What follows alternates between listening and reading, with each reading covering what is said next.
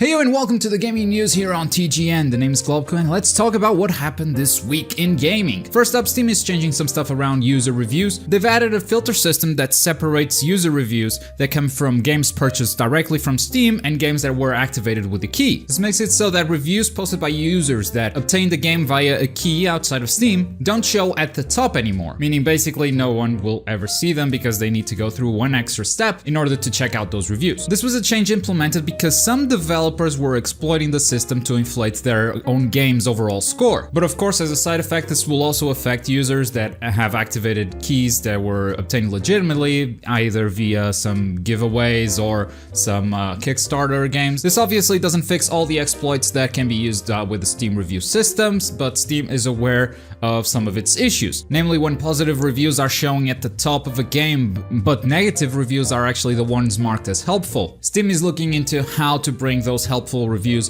back to the top, but it's not a simple process because the helpful system is also being exploited. A small group of users can consistently tag some reviews as helpful in order to bring them to the top. And also sometimes people just mark reviews as helpful because they're funny. And I hope this future change doesn't remove funny reviews from Steam because they are the best / the worst, but they are indeed not helpful if you're looking to make an informed purchase. Overall, I really like these changes because first of all, it doesn't remove the reviews from users who obtain the game via an external key, and at the same time it's preventing exploits from mischievous developers who are exploiting this system. I think it's just a great first step towards cleaning up Steam. If you guys are Blizzard fans, you might be sad to hear that Chris Metzen is retiring from Blizzard.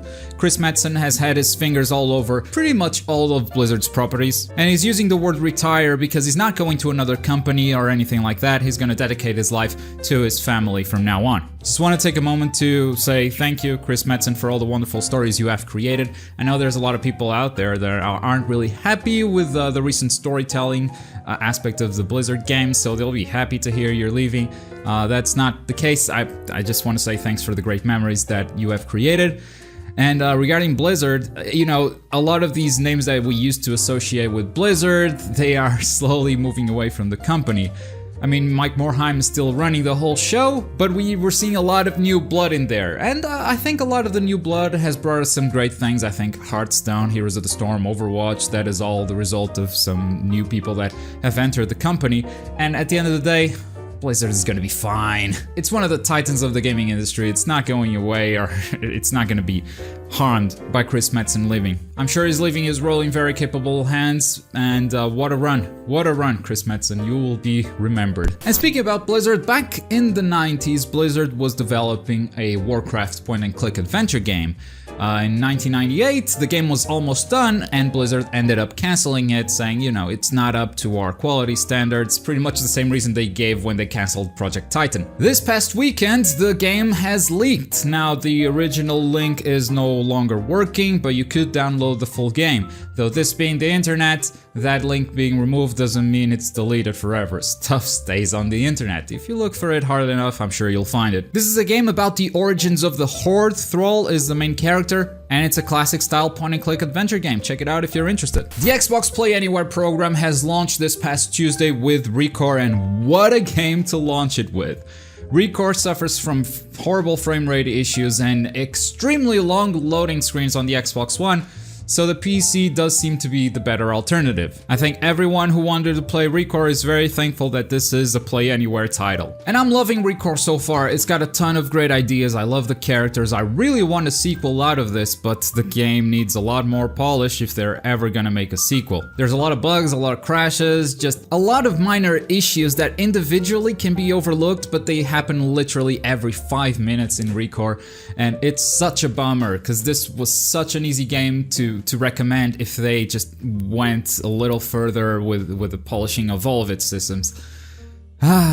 So close. So close. Reports are saying that Play Anywhere works great. I personally haven't had the chance to use it yet, as ReCore is still not out in Europe, so I've been stuck with the Xbox One version, and those loading screens are the worst, man, just the worst. But yeah, it seems that you just turn on your PC, access the game through the Windows Store, and your save is imported automatically, and you can play it just fine, and the game seems to work a lot better on the PC. This is great news for Play Anywhere. This is a great showcase of how the system works. It's just a shame that the first first game they launched it with is a game full of problems. And I want to end this episode with an update on the PS4 Pro. Following last week's unveiling of the PlayStation 4 Pro, there were a couple of questions left hanging in the air. The big one for me personally was, what does this console bring to people who don't own a 4K TV? And the answer is, it's gonna vary on a game-by-game basis. Here are some examples. Shadow of Mordor on PlayStation 4 Pro is gonna use super sampling anti-aliasing, Paragon is gonna have enhanced visuals,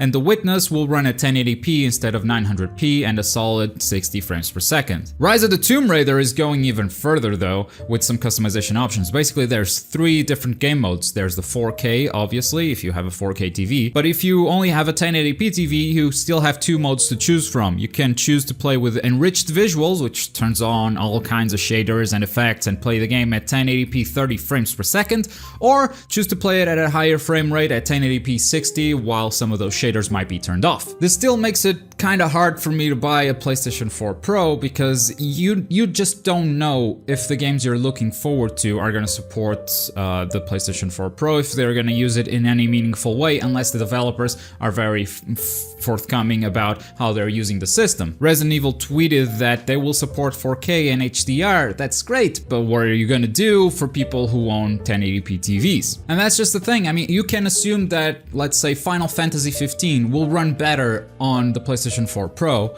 and if you have a 4K TV, hey, you can play it in 4K. Probably, I don't know, no confirmations yet. But if I have a 1080p TV, I already own a PlayStation 4. Should I upgrade? Should I upgrade if I want to play Final Fantasy 15 with better performance maybe? Because the demos didn't run that good, so I'm kind of afraid that the game will run poorly on the current systems. Are there any visual enhancements? You know, it sucks because it's on a game-by-game basis and you just don't know if the game you're looking forward to is gonna take advantage of that. I assume some games will run better, but probably not all of them. And also, I don't think they were very clear during their press conference about saying, hey, this is upscaled 4K, this is native 4K. A lot of us suspected that it would be upscaled, but a lot of us also thought it would just be 1080p upscale, and that's not really the case. It's a bit more complicated than that. Let's use The Witness as an example because they're using the 4K in very creative ways. First of all, the game will run natively at 1440p, which is already a step up from 1080p, and it will be upscaled the rest of the way. But the text, the menus, and some UI elements will actually run at native 4K. So there's some room for the developers to play around with resolution, even if it is on a game-by-game basis, and I suspect some lighter indie games will actually be able to run at native 4K, though once again, game-by-game basis, we don't really know what we're getting until the game is out. And that's all for today. For more gaming goodness, head over to central.tgn.tv, your home for gaming news, partner spotlights, reviews, and all that kind of good stuff. Click the like button if you enjoyed this episode, and let me know in the comments what you think of these changes that Steam has made to the user reviews, and also what are your best memories of Chris Metzen working with Blizzard. Subscribe for more content from TGN partners like myself, and I'll see you guys next time. Bye!